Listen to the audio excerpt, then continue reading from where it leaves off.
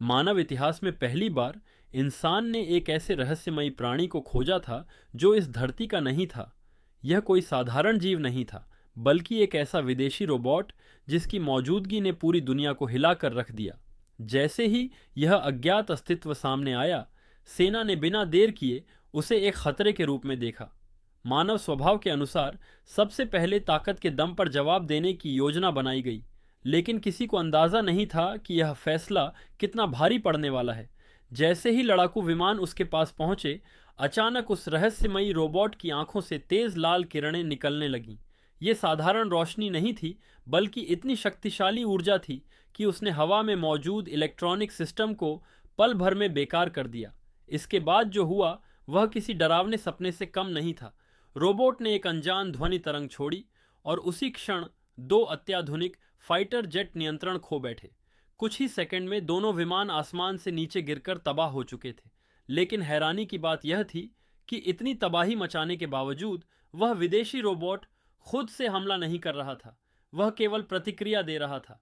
यहीं से इंसानों को पहली बार समझ आया कि यह प्राणी तब तक खतरनाक नहीं है जब तक उस पर हमला न किया जाए। सेना ने तुरंत अपनी रणनीति बदली।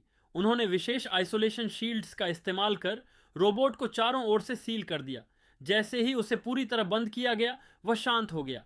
इसके बाद रोबोट को दुनिया की सबसे सुरक्षित रिसर्च फैसिलिटी में ले जाया गया। अब इंसानों का मकसद साफ था, इस तकनीक को समझना और अगर मुमकिन हो इसे अपने फायदे के लिए इस्तेमाल करना। वैज्ञानिकों ने उसके शरीर की जांच शुरू की। उसे काटने या खोलने के लिए दुनिया की सबसे मजबूत मशीन लाई गई, डायमंड ड्रिल। लेकिन जैसे ही ड्रिल ने रोबोट के शरीर को छुआ, एक जोरदार आवाज हुई और ड्रिल का सिरा वहीं टूट गया। यह तकनीक इंसानी समझ से कहीं आगे थी। जब तकनीशियन अंदर गए ड्रिल बदलने के लिए, तब किसी ने एक बहुत छोटी सी चीज पर ध्यान नहीं दिया। ड्रिल की सतह पर एक बेहद छोटा सा काला कीड़ा रेंग रहा था। धीरे धीरे वह कीड़ा धातु को खाने लगा और जैसे जैसे वह धातु निगलता गया, उसकी संख्या तेजी से बढ़ने लगी। कुछ ही मिनटों में एक कीड़ा सैकड़ों में बदल चुका था। अचानक रोबोट को पकड़े हुए भारी भरकम सपोर्ट स्ट्रक्चर पिघलने लगे। बुलेट प्रूफ कांच में दरारें दिखने लगीं। स्थिति हाथ से निकल रही थी। वैज्ञानिकों ने तुरंत डिस्ट्रक्शन प्रोटोकॉल शुरू कर दिया। हजारों डिग्री तापमान पैदा किया गया, लेकिन यह सब बेकार गया। आग, गर्मी, धातु, कुछ भी उस रोबोट को नुकसान नहीं पहुंचा सका। और तभी सबके सामने रोबोट ने अपने दोनों हाथ ऊपर उठाए। उसका शरीर टूटने लगा, लेकिन नष्ट होने के लिए नहीं। वह हजारों सूक्ष्म काले कीड़ों में बंट गया। ये कीड़े किसी भी चीज को छूते ही निगलने लगे। गोलियां, दीवारें, हथियार, सब कुछ। सेना ने गोलीबारी शुरू की, लेकिन हर गोली, हर मिसाइल इन काले जीवों की ताकत को और बढ़ा रही थी।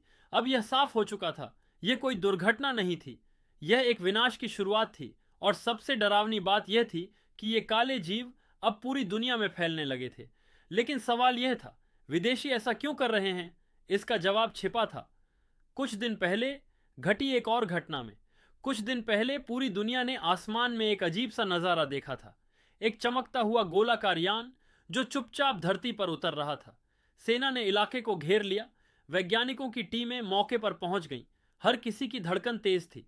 जैसे जैसे लोग पास आते गए, उस गोले से निकलने वाली रोशनी बदलने लगी। और तभी एक तेज सफेद चमक के बीच एक आकृति बाहर निकली। डॉ हेलेन, जो इस मिशन की प्रमुख वैज्ञानिक थीं, हिम्मत जुटाकर आगे बढ़ीं।